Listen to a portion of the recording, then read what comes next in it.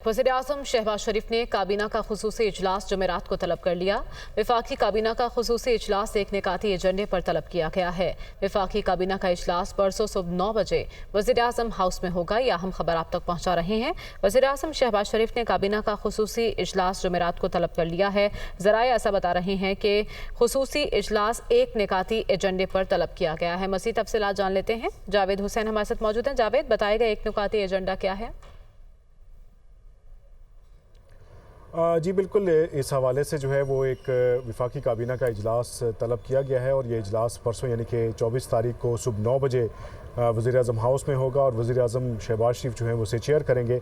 और इस हवाले से जो ज़राए हैं वो बता रहे हैं कि चूँकि 24 तारीख को वज़ीर-ए-आज़म का दौरा तुर्किया जो है उसका आगाज़ होगा और उसी रोज़ मुमकिन तौर पर उन्होंने तुर्किया के लिए रवाना होना है, तो उस हवाले से एजेंडे में जो चीज़ें हैं उनको डिस्कस किया जाएगा और उसमें ख़ास तौर पे जो ईसीसी में जो चीज़ें मंजूर की गई थी उनकी तौसीक और उनकी मंजूरी वफाकी काबीना से ली जाएगी। तो इस हवाले से खुसूसी इजलास तलब किया गया है जिसमें मुल्क की जो सियासी सूरत हाल है, माशी सूरत हाल है, इसका भी ओवरऑल जायज़ा लिया जाएगा और जो मौजूदा सूरत हाल है उस पर भी बातचीत होगी।